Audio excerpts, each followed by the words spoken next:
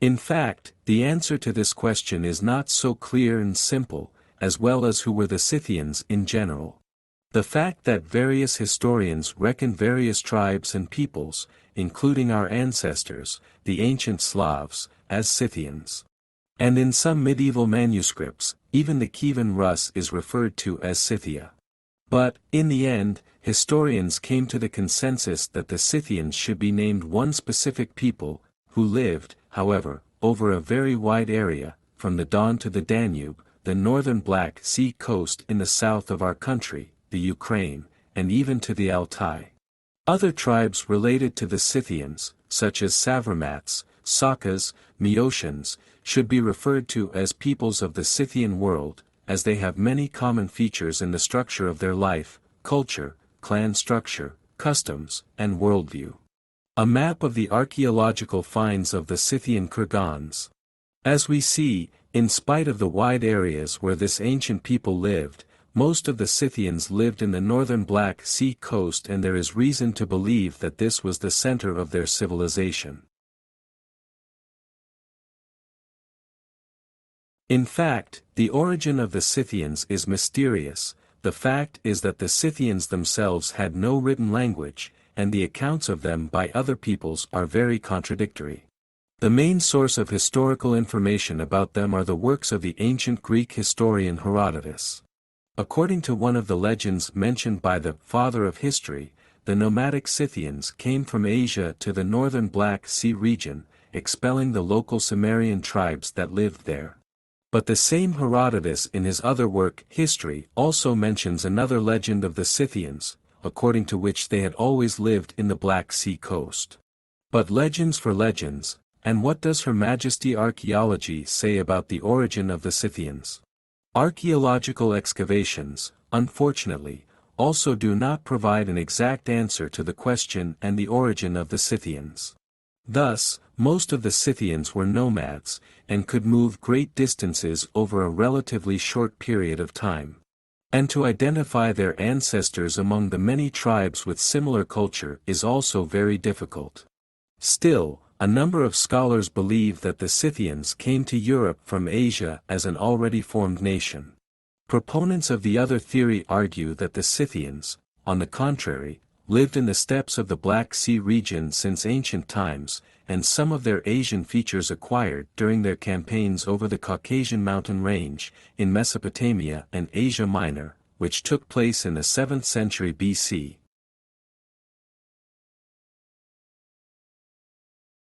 The flowering of the Scythian civilization was in the 7th century. It was at this time the Scythians dominated not only the Black Sea steppes, but the whole of Asia Minor, where they created the Scythian state Ishkus, though by the beginning of the 6th century they were driven out of Asia Minor.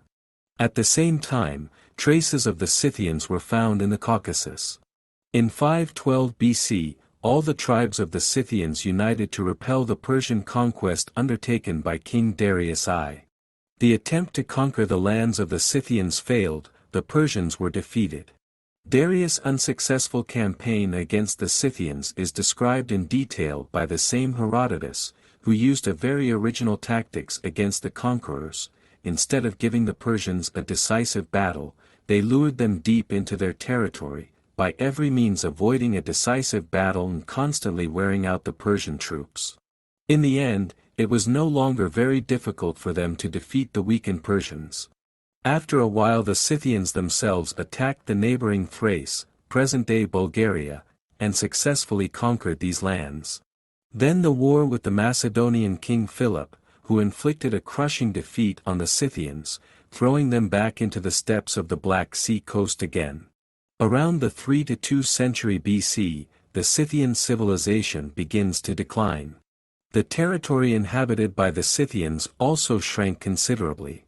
Eventually the Scythians themselves were conquered and destroyed by their distant relatives, the nomadic Sarmatian tribes. The remnants of the Scythian kingdom continued for some time in the Crimea, but from there they were soon pushed out by the Gothic tribes.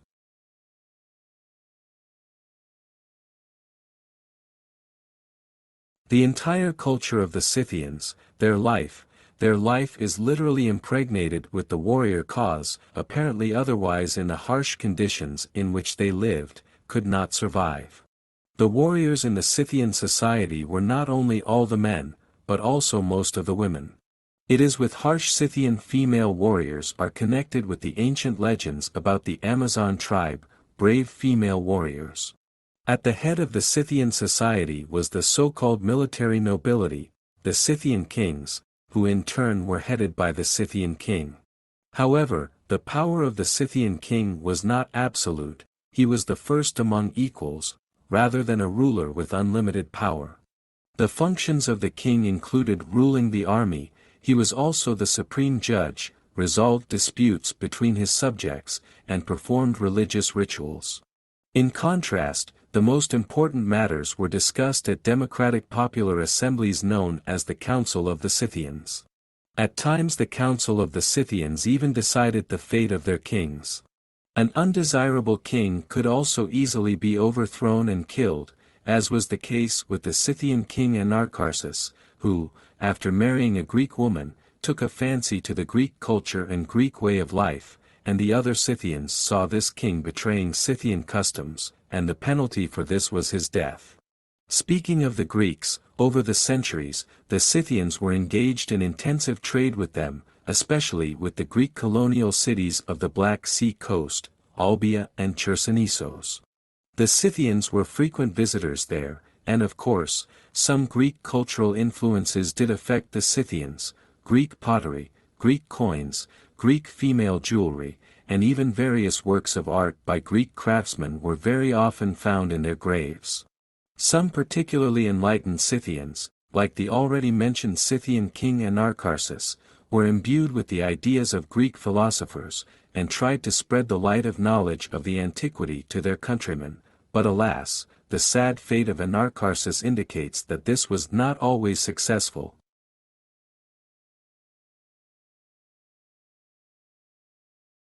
In the works of Herodotus you can find many references to severe Scythian customs, like the Scythians themselves. For example, when killing the first enemy Scythians were supposed to drink his blood. The Scythians also had a bad habit, like the American Indians, of removing the scalps of their defeated enemies, from which they made their cloaks. To get their share of the booty, the Scythian had to present the severed head of the enemy, and from the heads of especially fierce enemies were made bowls. Also every year, the Scythian nobility organized a feast in which only the Scythian who killed an enemy could take part. Divination was popular in the Scythian society, the special diviners divined by means of bundles of twigs, or by means of a linden bast. The Scythians sealed their friendship ties by a special ritual, they poured the blood of both friends into a cup with wine, and then after swearing, both friends drank the wine with the blood.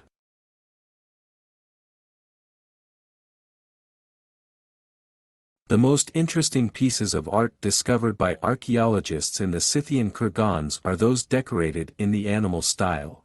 These are quivers of arrows, sword handles, women's necklaces, mirror handles, buckles, bracelets, manes, etc. In addition to images of animal figures, there are often scenes of struggle of different animals. These images were made by forging, embossing, casting, stamping and carving, most often in gold, silver, bronze or iron. All these objects of art were in fact created by Scythian craftsmen, and a particular way of representing animals, the so-called Scythian animal style, is a sign of their Scythian origin. The animals are always depicted in movement and sideways, with their heads turned towards the viewer. For the Scythians themselves they were the embodiment of animal totem ancestors, various spirits, and played the role of magical amulets. It is also believed that the different animals depicted on the hilt of a sword or a quiver of arrows were intended to symbolize the strength, agility, and courage of a Scythian warrior.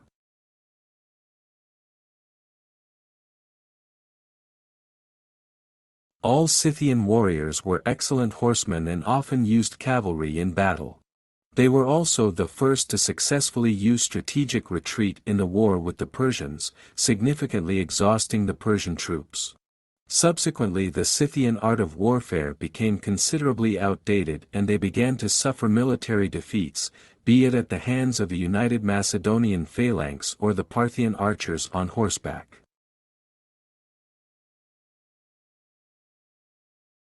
The religious life of the Scythians was dominated by the cult of fire and the sun. An important ritual was the veneration of the royal hearth. Religious rites were performed by kings, and the Scythian king was also at the same time the religious head of the community. But in addition to him, various magicians and diviners also played a major role, whose main task was to search for enemies of the king and prevent magical intrigues of his enemies. The illness of the king, as well as of any other Scythian, was caused exactly by magical intrigues of an enemy, and the task of the soothsayers was to find these enemies and to eliminate their intrigues in the form of an illness.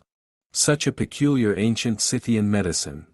The Scythians did not build temples, but had special sacred places where they performed their religious rites of worship to the sun and fire. In exceptional cases, the Scythians even resorted to human sacrifice.